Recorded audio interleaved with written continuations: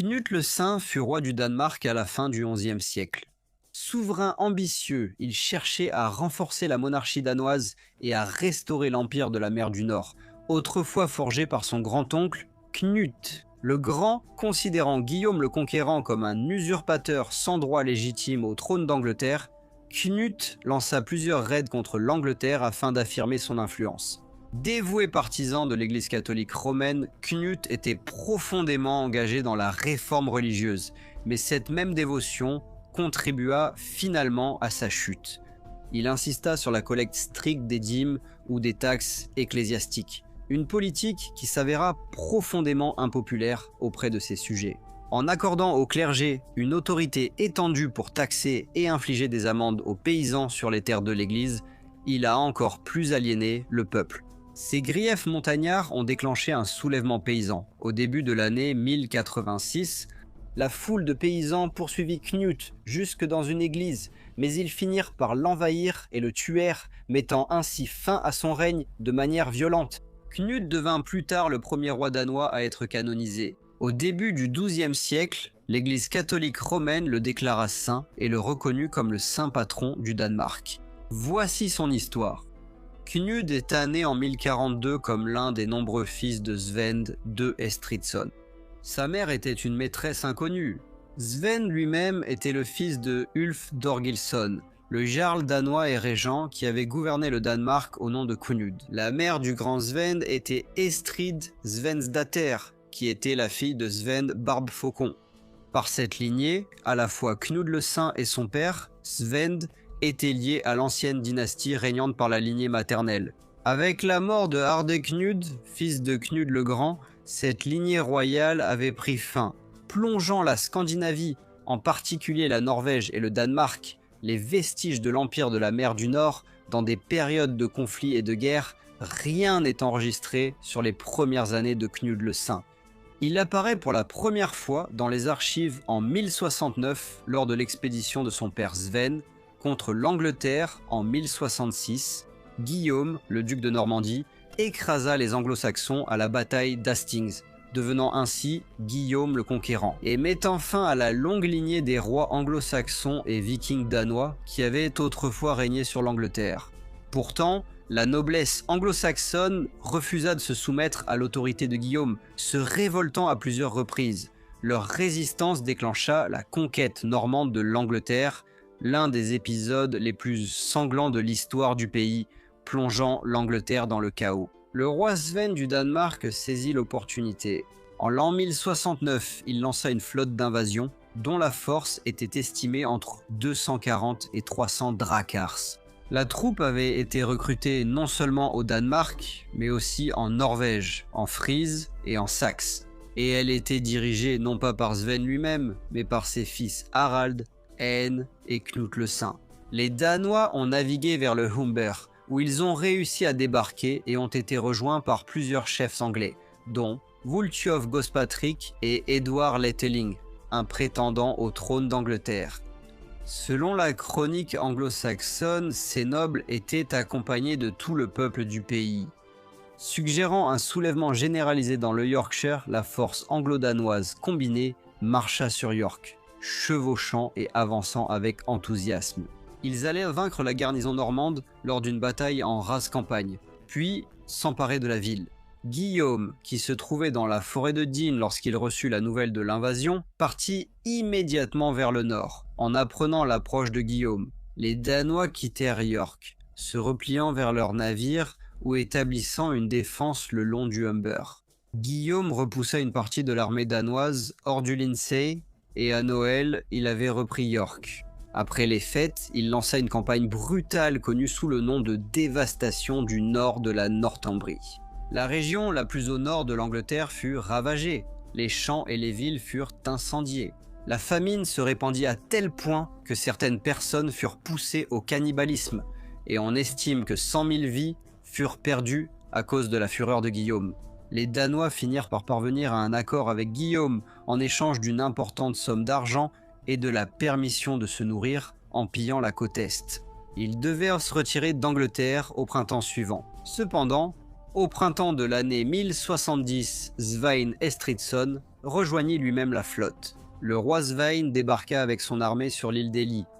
La chronique anglo-saxonne rapporte que des Anglais de toutes les régions marécageuses vinrent à sa rencontre, pensant qu'ils allaient sûrement conquérir tout le pays.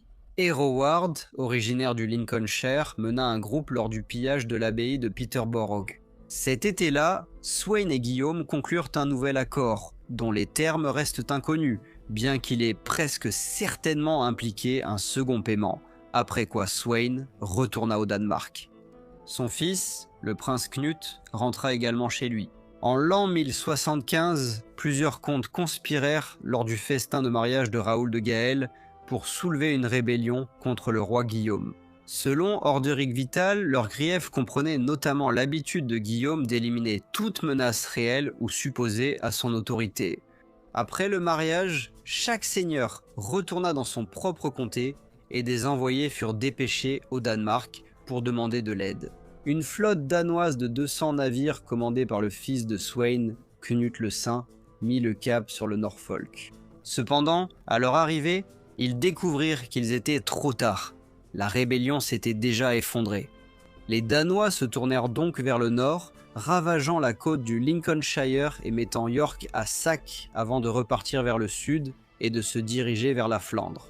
Leurs chefs reconnurent manifestement que sans le soutien des Anglais, leur force était bien trop faible pour accomplir quoi que ce soit de plus. Le roi Sven du Danemark mourut en l'an 1076. Il était connu comme le père des rois, car 5 de ses 15 fils allèrent régner sur le Danemark. Après la mort de Sven, son fils Harald Hén fut élu roi.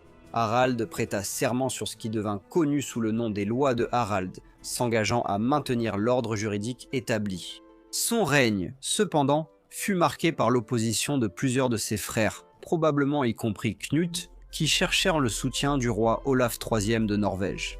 Le pape Grégoire VII intervint, conseillant à Olaf de rester neutre et exhortant Harald à partager le pouvoir avec ses frères. Malgré ce conseil, Knut partit en exil en Suède, et il se peut qu'il ait participé à une résistance active contre son frère Harald. Cependant, le 17 avril de l'année 1080, Harald mourut, et Knut lui succéda en tant que roi du Danemark. À son avènement, Knut épousa Adèle, la fille du comte Robert Ier de Flandre. Le couple eut un fils, Charles, né en 1084. Knut se révéla rapidement être un roi à la fois très ambitieux et profondément dévot. Il renforça l'autorité de l'Église au Danemark et fit de généreux dons aux institutions ecclésiastiques, consolidant ainsi sa réputation de défenseur de la foi. Sa détermination à renforcer la collecte de la dîme reflétait encore davantage son engagement à élever l'Église.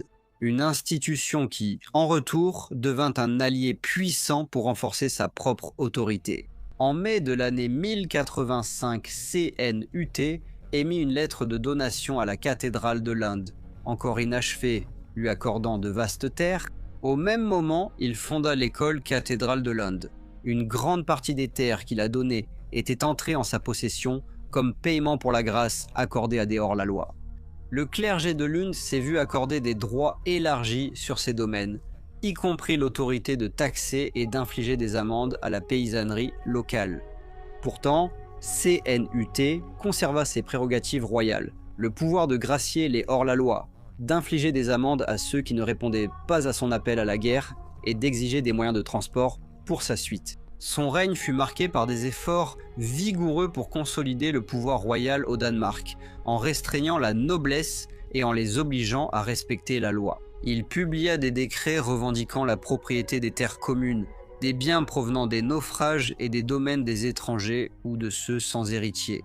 Il a également promulgué des protections pour les esclaves affranchis, les clercs étrangers et les marchands de passage. Cependant, ces mesures ont suscité du ressentiment parmi ses sujets, qui n'étaient pas habitués à ce qu'un roi affirme des pouvoirs aussi étendus ou intervienne aussi directement dans leurs affaires quotidiennes. Les ambitions de Knut, cependant, n'étaient pas purement domestiques. En tant que petit-neveu de Knut le Grand, qui avait régné sur l'Angleterre, le Danemark et la Norvège jusqu'en 1035, Knut le Saint croyait que la couronne d'Angleterre lui revenait de droit et considérait Guillaume le Conquérant comme un usurpateur.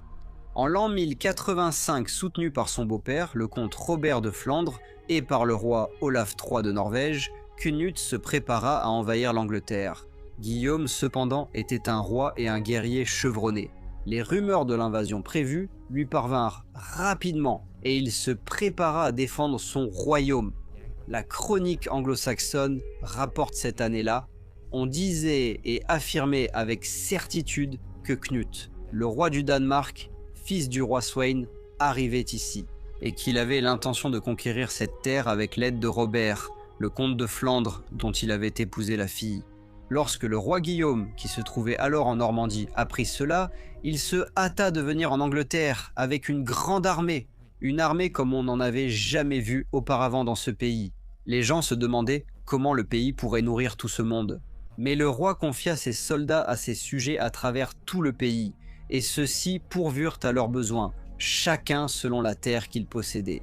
Et le peuple souffrit énormément cette année-là, car le roi ordonna que la campagne près de la mer soit dévastée afin que, si ses ennemis débarquaient, ils ne trouvent rien à piller. Avec Guillaume entièrement préparé pour l'invasion menaçante et la région côtière de l'Angleterre dépouillée de tout ce qui valait la peine d'être pillé, Cnut rencontrerait d'immenses difficultés à débarquer ses forces.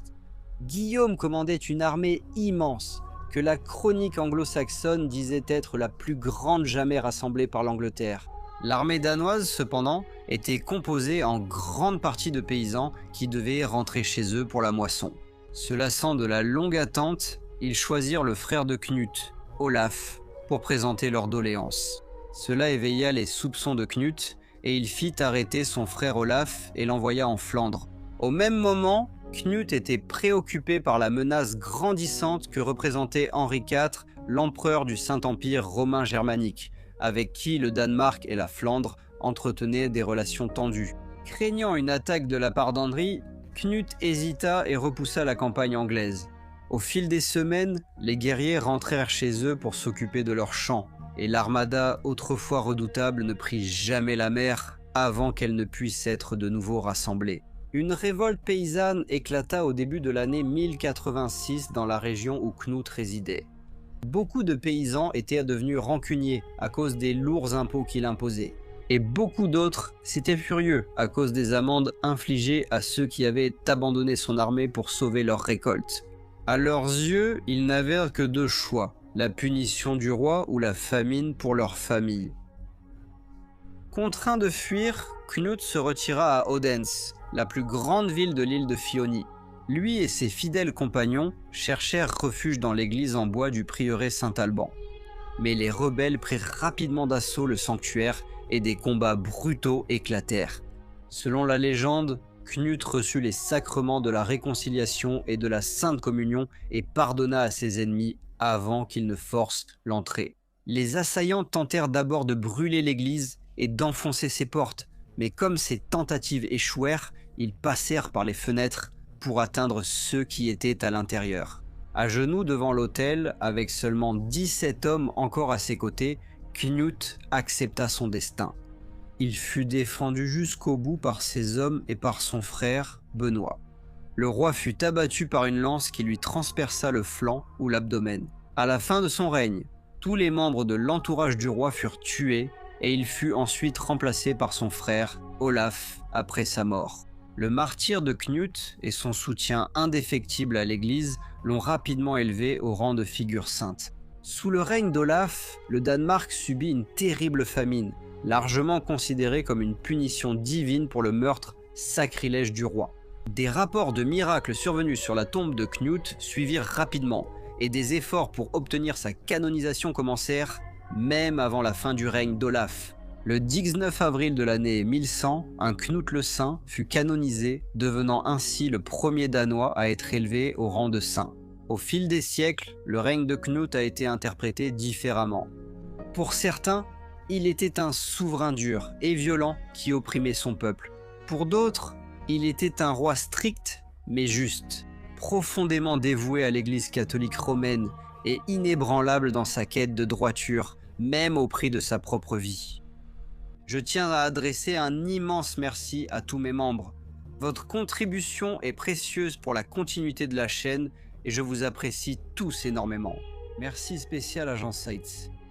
J'espère que vous avez tous apprécié la vidéo. Si c'est le cas, n'oubliez pas de liker, de vous abonner et de partager. Et je vous retrouve la semaine prochaine pour un nouvel épisode de Profil historique.